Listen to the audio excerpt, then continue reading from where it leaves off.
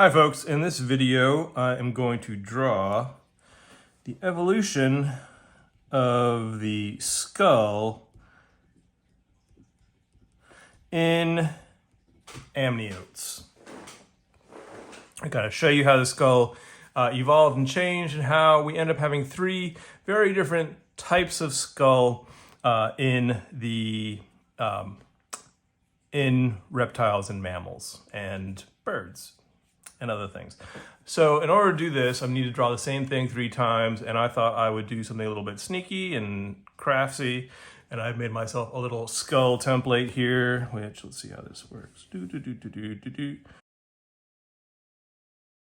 Essentially, I want to draw the same thing 3 times. How do you like that? Pretty good. All right, let's try that again.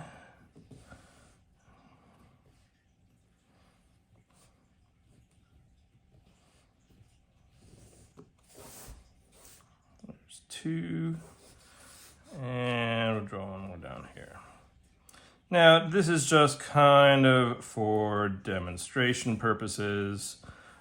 These 3 types of skulls did not all diverge from one singular organism, but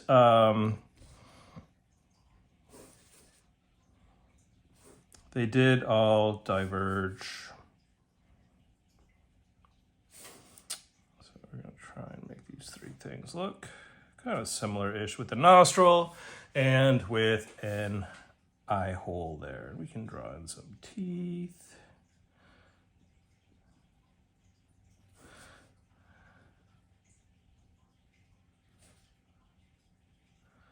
And I'm drawing the teeth very uniform, although I'll talk more about why that's not entirely accurate in just a moment.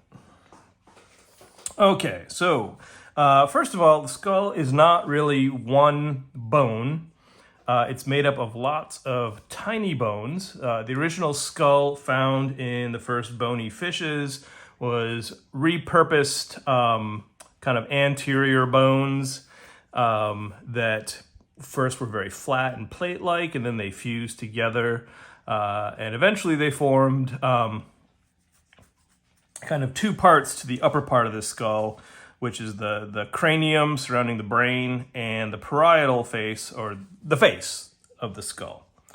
All right, so what we need to know for all 3 of these skulls is that thing there that I previously called an eye hole, more technically we should call that the ocular orbit. That is where we find the eye. Now, in this first skull, it is important to recognize that we've got the eye hole there, and behind the eye hole there, we've got no post-orbital fenestrae. And a post-orbital fenestrae essentially means a window behind post-eye. Okay? And we call this type of skull an anapsid. So no post-orbital fenestrae means we've got an anapsid skull. And this is what we see. We see this in amphibians. We also see it in the order Testudines. And Testudines, hopefully you remember that, is the order that includes turtles, tortoises, terrapins. It's a very tea-rich order of things. And I'm going to talk more about this connection here in a minute between the amphibians and Testudines. Okay, so in our second type of skull here, we're going to find that there are 2 post-orbital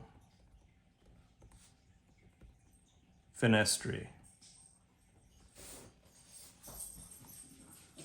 We've got a dorsal fenestra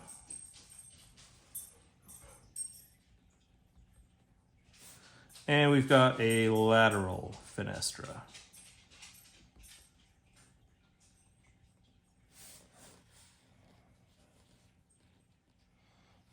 Okay, and I'll make the ocular orbit a little bit larger because that is the actual case. You would not confuse this and be like, oh, look, it's got 3 eyes on each side of its head.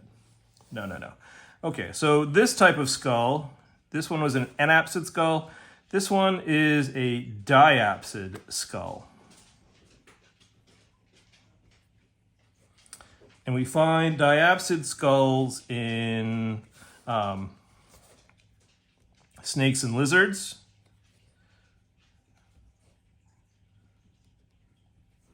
So squamata.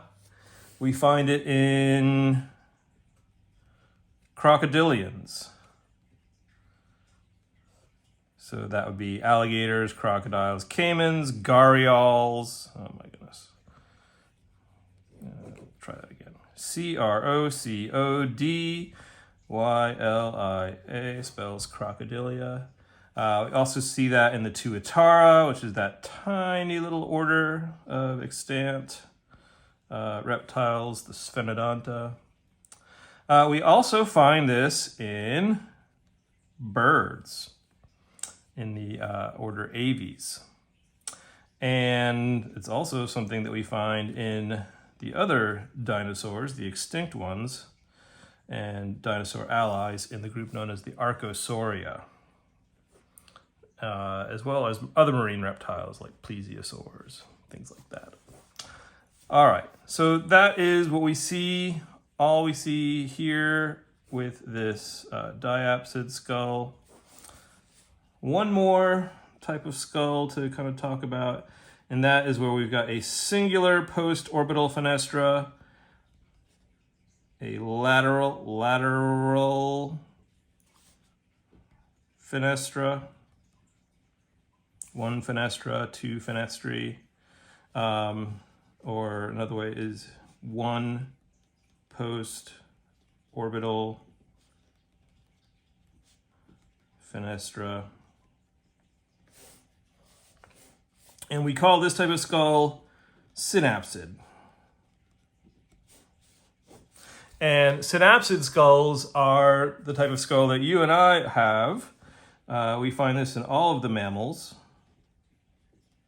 as well as in many of the stem mammals, all of the stem mammals, really.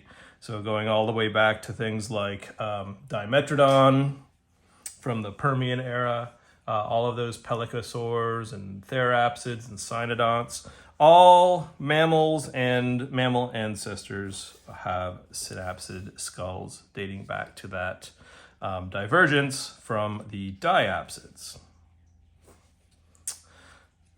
Okay, so following up on this,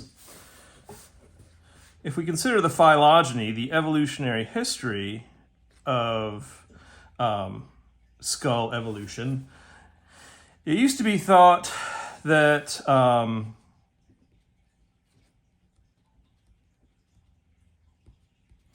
that testudines were a much more ancient lineage because they share this characteristic of having the anapsid skull.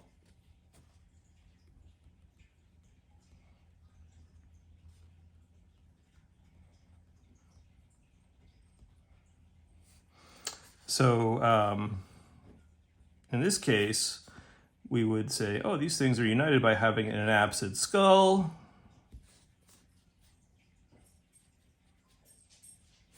But we don't include all of the descendants from that ancestor with the anapsid skull, which would make these anapsids paraphyletic, which means this character evolved once back here, but then we don't include all the descendants. So we cut the tree twice, but there's a common ancestor that possessed that anapsid skull. So we include all ancestors from that anapsid, but not only ancestors from that anapsid. So this was the previous way of thinking. But in the light of looking at DNA evidence with our extant members of the amphibia, the testudines, as well as synapsids and diapsids, The current model looks more like this. So yes, we still recognize the amphibians are an ancestral group, but we see synapsids and subsequent mammals diverging. And then it appears that the synapsid-diapsid divergence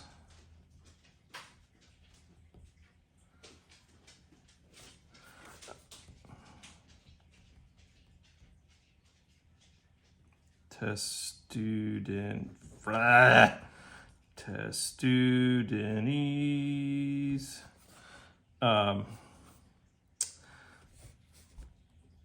So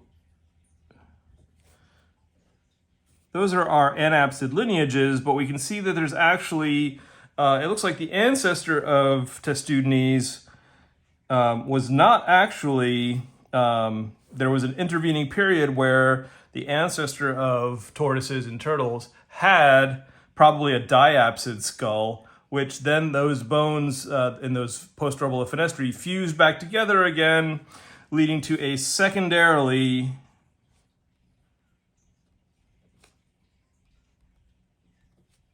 anapsid skull in Testudinese. Now that's a different story. So no longer are anapsids paraphyletic in this current model, but because this is something that evolved twice, it evolved here, yes, but because it evolved a second time, that would make anapsids not paraphyletic, but polyphyletic. Because anapsids evolved twice in two different ways.